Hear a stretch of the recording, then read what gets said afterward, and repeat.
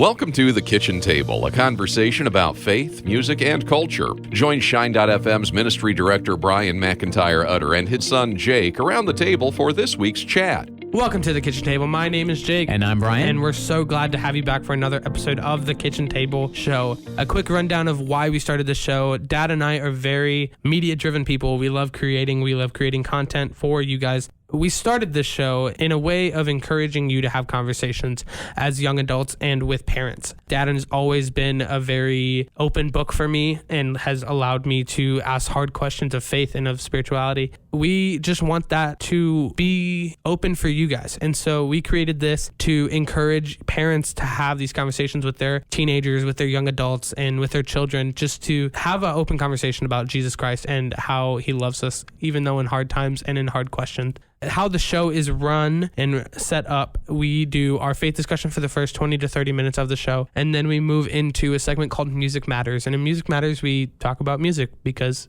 we think it matters, simply put. So Dad brings a new song of the week, I bring a song of the week, and then Dad, as he's done with my entire life, brings an oldie but goldie from his youth days because he's old. Going way back this week. Oh, yeah. Mm-hmm. And then we move into a segment called Culture Shock. And Culture Shock, we just find someone who's making a difference for the kingdom of God in culture. That can be a celebrity of some sorts, or it can be your average Joe Schmo.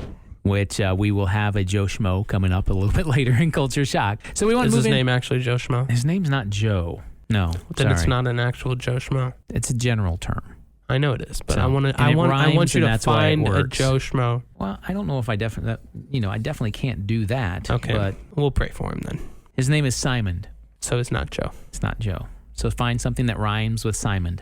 So moving into our faith conversation for today, we try to be as timely as possible when we have our faith conversations. And of course, this time of year, school has started for many. It's getting ready to start. It started and they've put pause on it, or it started in person. They've switched back to online. We're seeing all kinds of things. And just the uncertainty of what this looks like, all the new protocols that are being set into place.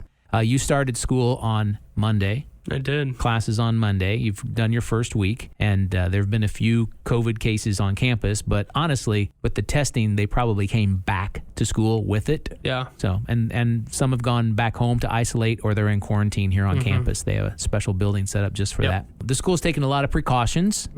Yeah, there's all kinds of signage everywhere. You have to wear masks. They got the bacterial hand wash everywhere. Yeah. Different ways of eating food. I don't even know how they're eating food this year. Yeah, so you can buy this reusable kind of box thing. It's a lunch box. Yeah, kind of. And so you can buy that, and then you can actually go outside. So you can grab your food and then go. They've put tents up. Yeah, outside in front of, actually next to the dining hall, but then there's tables everywhere around the quad and all that stuff. So they've set up outdoor places for you. Just lots of precautions, lots of different protocols in place. And that's not just here at a university, but also at all the schools that are opening up, being really careful. And a lot of anxiety is coming up, of course. Just the fragileness of mental health during the last several months of quarantine has really taken a toll on a lot of people. And you have people, of course, differing opinions on this whole thing anyway, different opinions on masks, and we're not going to talk about the differing opinions. Our opinion is real simple. Wear a mask, not for yourself, but for someone else. Love your neighbor as yourself, kind of thing. When you're trying to make decisions as a parent about school and what that looks like, if you send your kids back or not, the CDC, they have information on their website about decision-making tools for parents. It talks about if any of your children have a pre-existing condition or they're increased risk for severe illness. If you have any household members, I have a student who has not come back. He's doing everything online, and we're giving him that option, not because he is at risk, but he has a family member at risk. Gotcha. And those are decisions that we have to make as parents. There's all kinds of, on the CDC website, a questionnaire, so to speak, about household and community risks. There's also a questionnaire about back to school specifically. rating the different scale of what that looks like. Apply, disagree, unsure, agree. I feel comfortable with my school reopening plans for reduced risk of spreading this. I believe my school has resources needed to effectively implement the reopening plan. And so all kinds of different things. And so it's a great little thing that you can take it home and help with that decision more than anything. But at the same time, we need to prepare our kids. And our kids are kind of in a position where they have higher anxiety. And sometimes that anxiety comes from us as parents. Yeah. When we are talking about this in a certain way, we can create more anxiety in our kids. But if we talk about it in other ways, we can actually help our kids process it in a healthy way.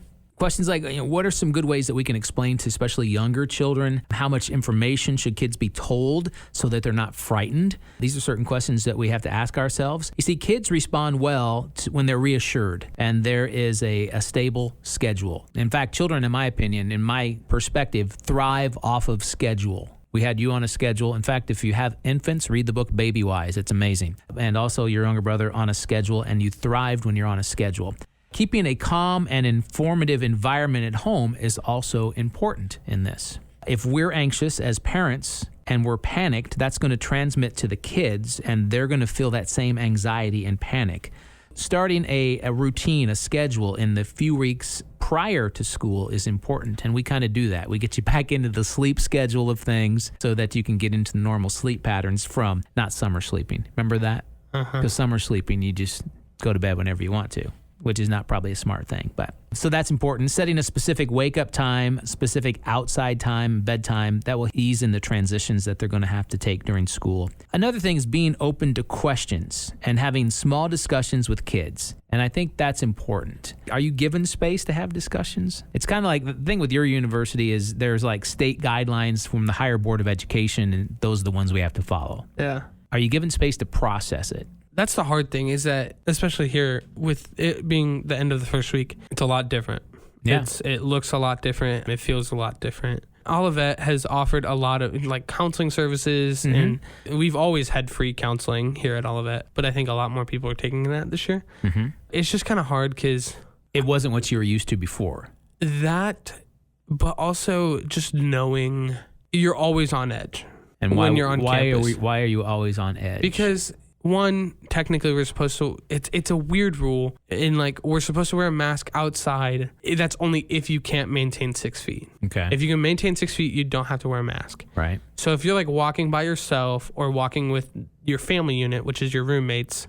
So I have 3 other guys that are my family unit. You don't have to wear your mask. Right. If you can maintain 6 feet from other people. And then it's a weird thing because you like aren't wearing your mask, and then you go see one of your like good friends. Like I'm in ministry teams. I see one of my bandmates and I go up and talk to him. And I don't have my mask on. And I'm like, oh, but the thing is I've traveled with this person for 2 months now. Yeah. And so it's just kind of this weird, like, I don't know what to do. Yeah. And it's just kind of anxiety driven for those who have anxiety. And I can't even imagine what it'd be like if I was in quarantine, you know, staying at home the whole time. Right. Because I mean, July and August. That wasn't fun in March and April. No, but I'm like, how are the people that were quarantined from March to August or like up to college, how are they doing? Because they're going from no one for like 4 months to people. Yeah. Which they probably enjoy. They probably enjoy, but it's kind of culture. Like I remember when it was my first week back with people from with ministry teams, and I was like culture shocked again. Yeah. It was hard. It's just a weird time, and trying to read everyone and trying to understand.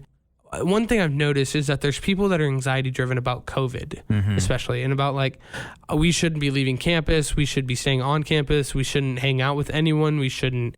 Then you have the other people like, I'm not afraid of this at all. I'm going to live my life normally. Yeah. And that's what you find in society as well. Yes, but it's finding that middle ground that's super hard of, should I be concerned? But you don't want it to be too concerned to run your life. You still have to live it. But at the same time, precautions. Because the whole reason of the precautions is making sure the school stays open. Yes. And it's just it'll stay open, but you prefer to be here with people and not at home. It's a weird trying to understand where everyone is at and trying to gauge, is this allowed? Is this, because especially being home for 4 months, I'm fortunate. I have a great home life, but not everyone does. Yeah. And so they're here. They're like, yes, I'm going to get the most time out of it. I want to be with everyone always because I miss these people. but they can't. Right. And it's just kind of like dwindling of hope, because it's like, I'm back in this place. I see all the things that I used to see, but it's different. Yeah. And so you get this like kind of false hope in the fact of like, sweet, I'm back on campus, life is normal again. But then you see everyone with a mask on. Yeah. And you can't go up and talk to people. Mm-hmm. And it's just kind of sad. And well, even in class today, I had to teach cleaning protocols. Yeah. When using equipment. So it's the new norm. But this is good. Having these discussions like you and I are having and letting you vent a little bit of how you're feeling. This is exactly what specialists say when it comes to having this kind of communication, allowing our kids to communicate anxiety. Let them ask questions, especially that you become aware of your child's line of thought. You can discuss further things more directly. And simple, truthful facts are the most helpful when talking to your child about these kinds of things. You can also show a picture of the virus. You've seen the COVID-19, drawing of the thing, if they're curious and they want to know more. Most are aware that washing hands and covering coughs and sneezes are important, but they're even more so now. So to avoid giving the virus a chance to spread to other people, teaching your kids about the importance of washing their hands and wearing a mask and those kinds of things. One of the hardest things I've had to do this week is I've had to sneeze in class. Yeah. And I'm scared to. I think a lot of so people... I hold it in. Yeah, a lot of people are like that. Have you ever tried to hold in a sneeze? It's awful. Or if you have a tickle in your throat and you have to cough. And everyone stares at you, right? You're like... And it's just like, I'm not sick. Hey, but you're wearing a mask. Yeah, and I Sneeze get in it. the mask, and I get it. Put it in your elbow, you're good to go. Yeah. It's just, it's weird. It's like, I don't want to sneeze, cough. Don't look at me. We've talked about the routine and the schedule, but also realize in times like this, there are constant changes happening. And so we also have to teach our children about flexibility, especially when it comes to the constant changing that's going on. So kids will reflect quite a bit of their feelings based upon how we around them are adjusting ourselves to constant change. Keeping a basic schedule stable is helpful. In fact, it'll be the most helpful. Wake-up time, lunchtime, bedtime routines, these are steps to follow. But keeping the discussion open to allow for their questions, answering honestly is the key to keeping anxiety at bay. Even if you're just taking 2 or 3 minutes at night to discuss what's going to happen the next day. So last year, the school year ended on an emotional note for a lot of kids. Activities were canceled. They spent summers trying to figure out how to have summer in quarantine and not being able to go out and enjoy the outdoors as much. And all their activities that they would normally participate in were canceled. They spent some time also worrying about what fall and going back to school is going to look like. So how we prepare them mentally is definitely an important part for a parent. Preparation is the key. Again, answering those questions honestly as they come up will help keep that discussion open. Many of the schools are providing daily or weekly updates that are coming out to parents as information changes. As those emails come in, it's important to share that information with your children. That will keep them relaxed. You keep relaxed at the same time with an open mind, staying focused on the moment and not about the future. Yeah. Will help them avoid that anxiety as well.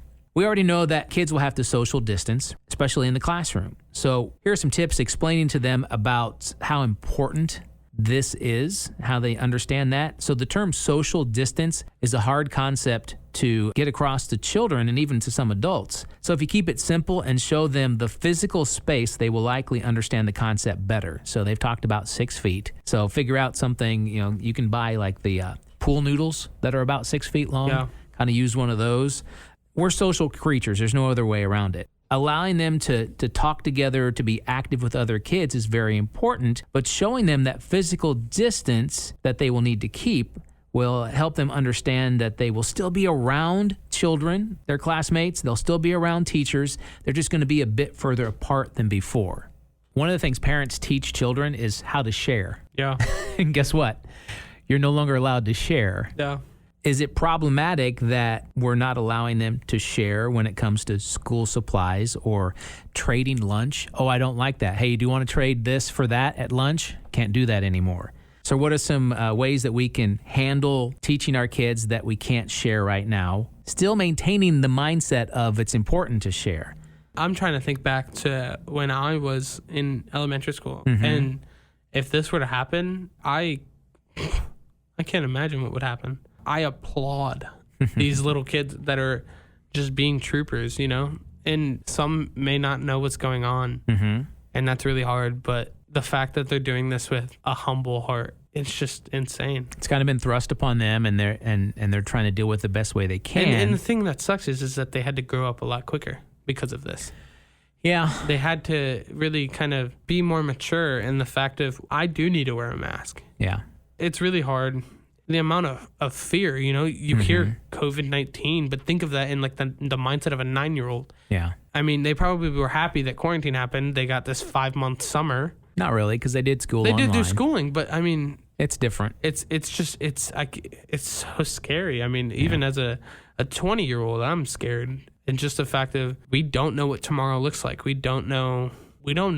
Yeah. And for the first time, no one knows. Right. Teaching kids not to share. A good example is, the idea of that virus particle as a germ is a helpful image. And then the concept of, if you played the game Hot Potato, right?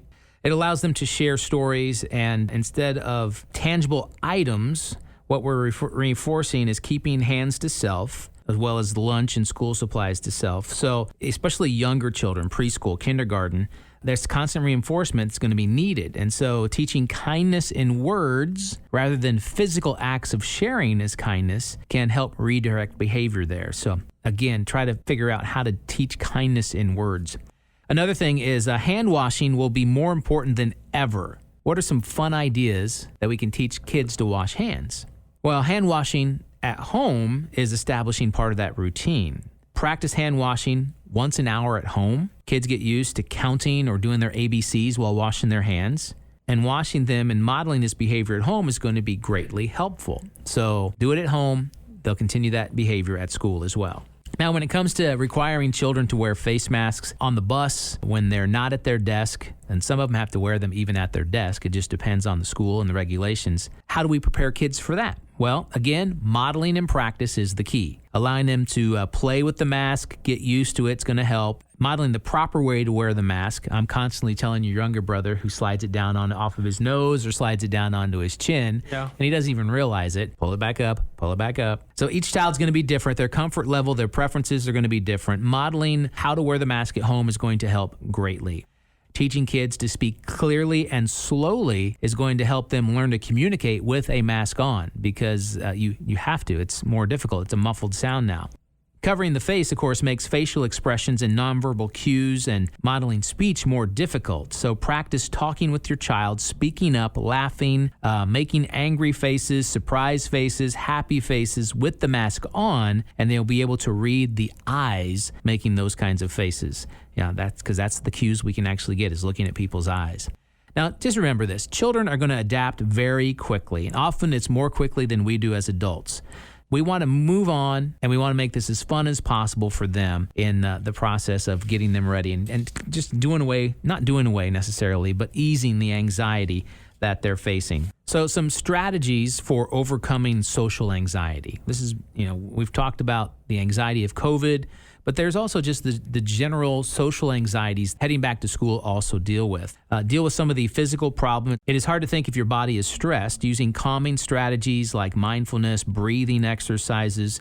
The book that we use for our youngest son is Breathe Like a Bear. It's a great book. I highly recommend it. It's got all kinds of different skills that you can utilize to help with anxiety in children. So slow breathing can reduce symptoms of anxiety, depression, anger, and confusion. There's actually some apps as well on your tablets or phones that you can utilize. One is called Smiling Mind, and the other one is called Breathing Bubbles.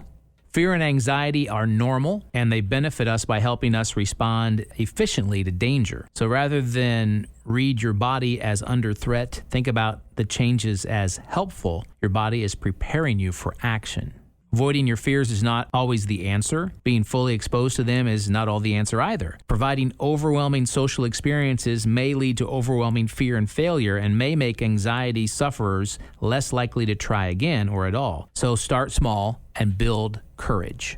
I think it's really important, especially now and with quarantine and everything that's happened.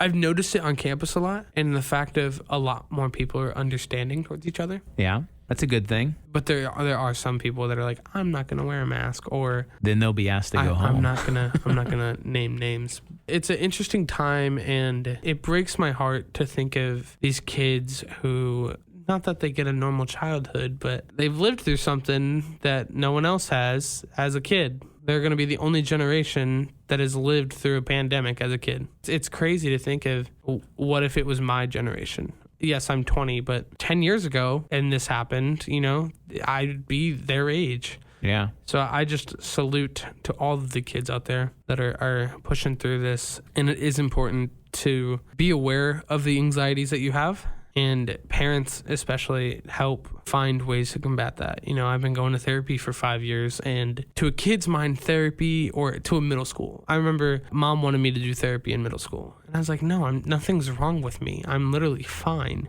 I think it was the mindset of, you go to therapy to get fixed. And yes, you do. But the thing is it's not, you're doing something wrong, let's change that. Let's just say, let's prepare for the future, Let's make a positive spin onto therapy so we can combat these anxiety ideas and thoughts. So we can't promise our kids negative things aren't going to happen. Yeah. And it's possible that something's going to embarrass you as a parent and you're going to be judged about it. So rather than trying to avoid these events, let's try reframing them. Remember, we all experience negative feedback, negative social feedback. And this does not make you silly or of less value. It makes you normal. Rather than seeing it as embarrassing, maybe it can be funny. Yeah.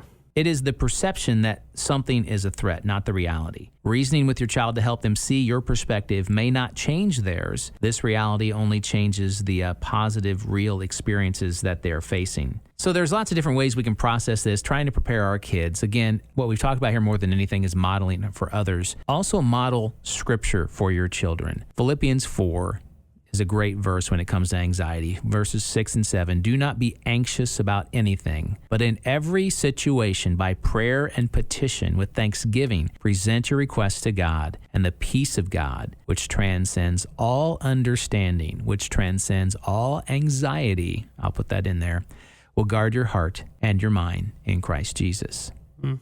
So do not fear. God is with you. That's our faith conversation. Now moving into Music Matters.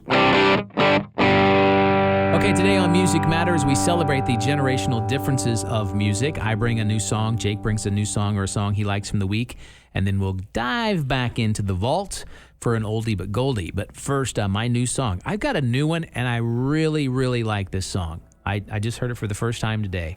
An incredible song. Matt Hammett, do you know that name? Sounds familiar. Okay, he was the lead singer of Sanctus Real. He's now doing music on his own. He has a new song which really kind of goes along with the topic of anxiety. The song is called Try. And so I have Matt talking about the song, and then we'll hear Matt Hammett's brand new one called Try. I wrote the song Try the night before Sarah and I went in for a pretty major procedure that my son Bowen was having for his heart disease. And we were in the process of making a decision about whether or not we'd be moving forward with his third major open heart surgery.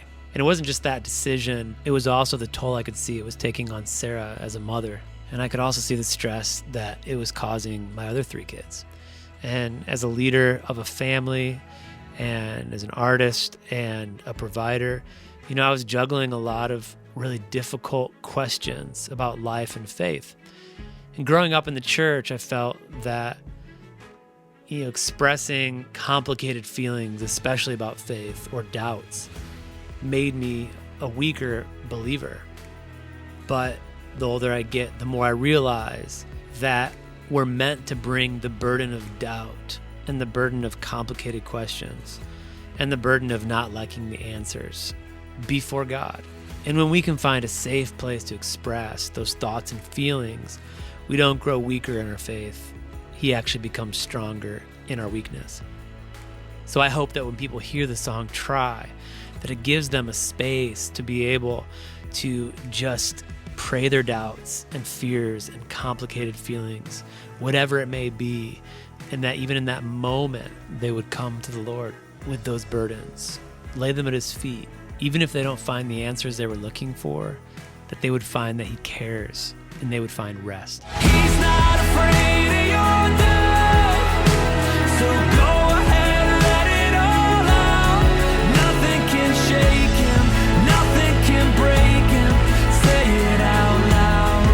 dig it. Really like it. It's a really Sounds good. powerful song, lyric-wise, just unbelievable.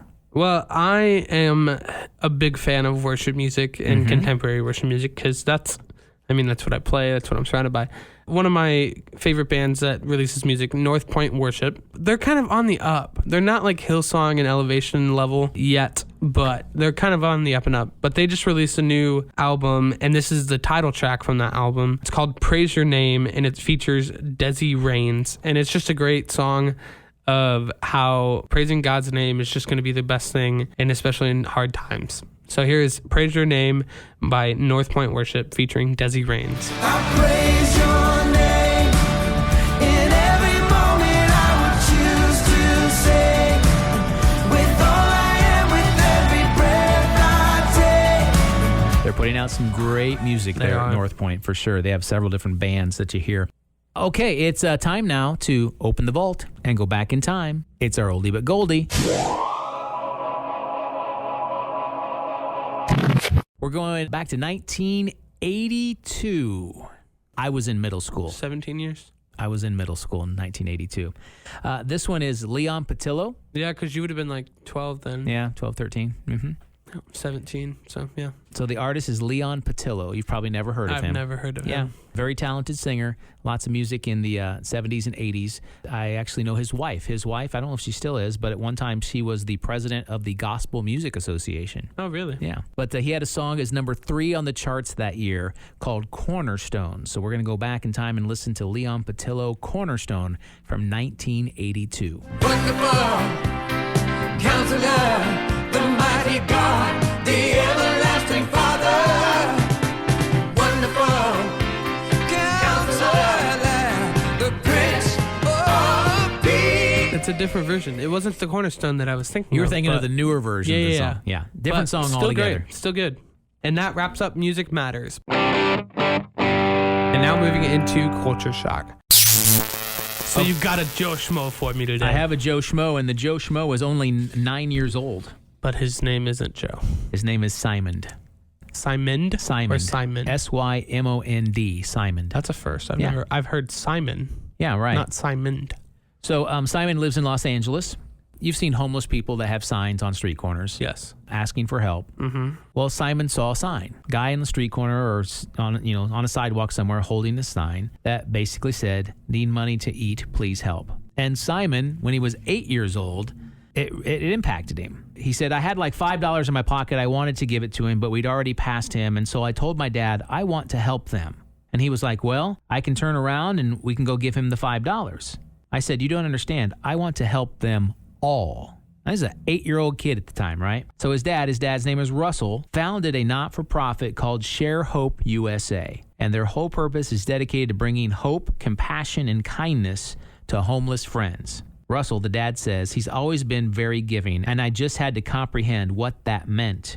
And what it literally means was literally all of them. And that's exactly what he wanted to do. So Share Hope USA, they have regular outreaches to homeless, including food and clothing collections and distributions. They provide haircuts. They provide pet grooming because homeless people have pets too, right? And Simon says, who's now 12 years old, "I started this because I knew there were people that I needed to help, and I wanted to see what I could do to help them." So since this group was founded at Share Hope USA, they have helped approximately 9,000 people. Wow.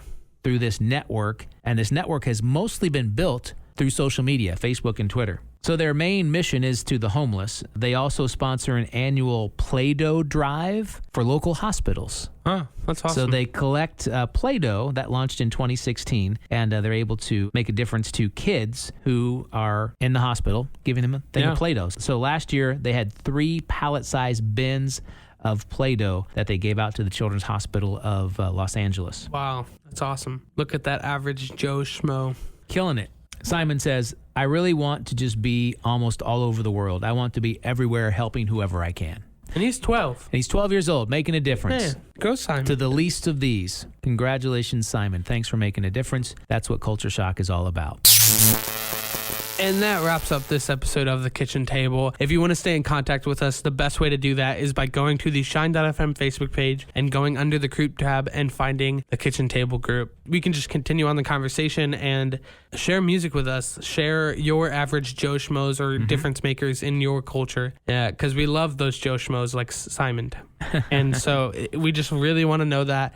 If you just have a question there for the faith discussion or music that you want us to listen to, hit us up on that. So when you think about it, they're not average Joe Schmoes. They're not average. They're super Joe They're Schmoes. setting themselves apart, making a difference. Yeah, so, they are. Congratulations to him. Hey, thanks from us for tuning in this week. Have a wonderful week. And stay salty and lit. Thanks for listening to The Kitchen Table on the Shine.fm podcast network from Olivet Nazarene University. Be sure to subscribe for more content delivered each week on faith, music, and culture.